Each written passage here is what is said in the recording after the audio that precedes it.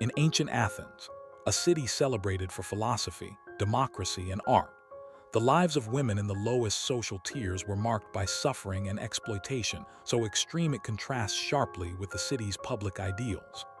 At the heart of this exploitation were the poor, women whose labor could be purchased for as little as 2 barley flatbreads, or sometimes even less than a jug of cheap wine. Their survival depended on enduring daily indignities that modern readers can barely imagine.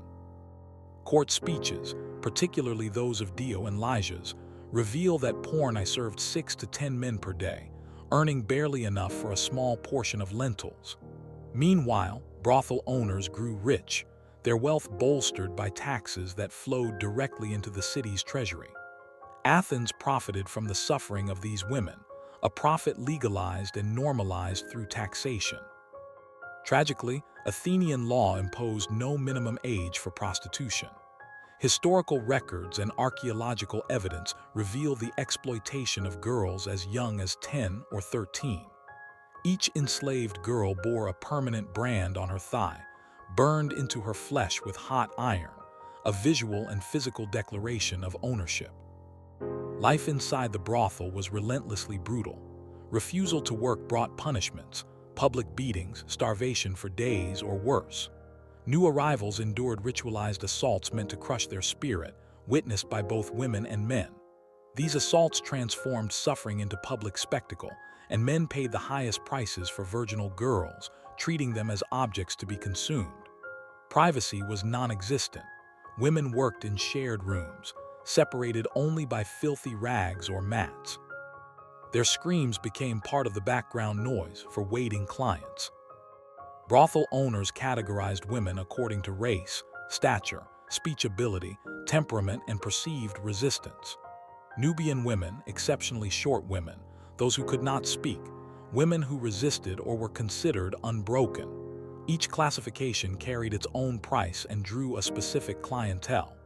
5th-century art depicts competitions in which men tried to overpower resisting women purely for amusement.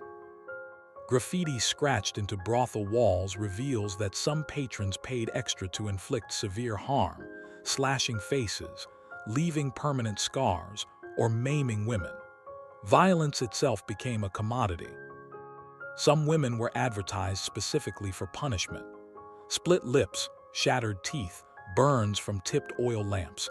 Injuries were deliberately sought by certain clients, their suffering framed as art, their screams a drunken melody for onlookers.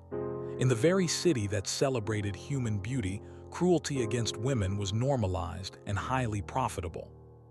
The violence extended to religious festivals, particularly the Dionia. During these celebrations, prostitutes were handed over to groups of men for free as part of supposedly sacred rituals. Survivors were returned to brothels. The dead were discarded in ravines beyond the city walls, treated as refuse. Medical records confirmed deaths from internal injuries, suffocation, and massive blood loss. Wine and blood mingled on altars, the cries of dying women reframed as prayers for abundant harvests. Daily life mirrored this violence. Women endured beatings with sticks, leather straps, and fists. Even loyal patrons sometimes participated in punishments, inventing cruel games for minor mistakes. Punishments could include confinement in pitch-dark rooms without food or water for days, exposure to harsh weather, or brutal strikes with objects at hand, clubs, wine cups, or knives. Euphemistically called character correction, women learned to hide their agony behind forced smiles, knowing tears or screams provoked further violence. Medical care was virtually non-existent. Women suffered untreated injuries, sexually transmitted diseases, exhaustion, and malnutrition. Skeletons excavated from brothels reveal severe pelvic fractures, skull injuries, broken ribs, and spinal deformities caused by years of strain. Sick women were forced to continue working until collapse. New girls, freshly purchased, were cheaper than medical care, ensuring the cycle of abuse continued. Pregnancy was considered damage to property. Owners forced abortions through poison, beatings, or dangerous labor. Births, when they occurred, took place in filthy rooms without medical care, leading to hemorrhage, infection, and high mortality for mother and child.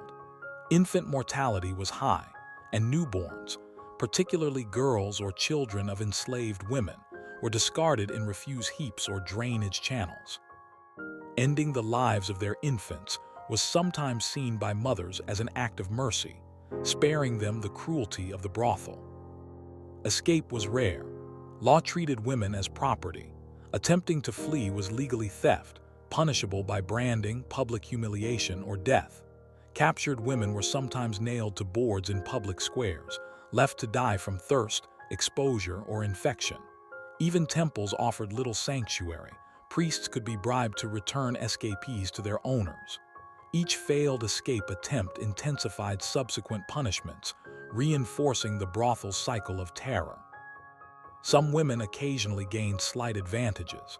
They might become patrons, favorites, receive private rooms, fine clothing, or be trained as musicians or dancers for elite audiences. Yet these privileges were fragile, dependent entirely on men's whims. Favorites could be returned to the common brothel or punished severely for minor infractions. Beauty and youth dictated value, and once lost, so too was security. Sick or aging women were discarded beyond city walls, left to die, or buried in unmarked graves. Archaeological evidence confirms this. Remains found mingled with broken pottery and refuse, devoid of memorials or offerings, reflecting society's judgment that these lives were worth less than nothing. Athenian society normalized violence against women. Comic playwrights depicted prostitutes as crude and deserving of mockery, while domestic art displayed gang assaults, beatings, and cruelty as everyday scenes. Even in a culture that produced monumental tragedies in theater, the real tragedies of women were twisted into humor or metaphor. Brothel profits were integrated into Athens' civic economy. Taxes from prostitution contributed to the treasury, financing temples, stages, and public works. Democracy excluded women, and enslaved women were considered property, valued less than livestock. Civic wealth and cultural achievement rested in part on the exploitation of women. Even when freed, former prostitutes were socially excluded, their past erasing their right to participate in society. Violence extended to sacred rituals. During festivals, groups of men assaulted women while music played and bets were placed on endurance, framed as devotion to the gods. Survivors were returned to brothels, the dead were discarded. Profit, entertainment, and religion combined to normalize cruelty. Even moments of upward mobility were within the framework of exploitation. Some women became favorites, entertaining elite audiences, yet their position depended on a man's whim. Beauty and youth determined value, and aging or sickness meant abandonment and neglect. Society systematically erased women from memory. Unlike soldiers and statesmen, these women were denied recognition, their lives invisible in history. Yet traces persist. Graffiti, pottery, and skeletal remains provide a muted testimony to their existence. These fragments whisper resilience and endurance, evidence of lives lived under unimaginable oppression. Athens, a city celebrated for beauty, philosophy, and democracy, relied in part on these women's suffering.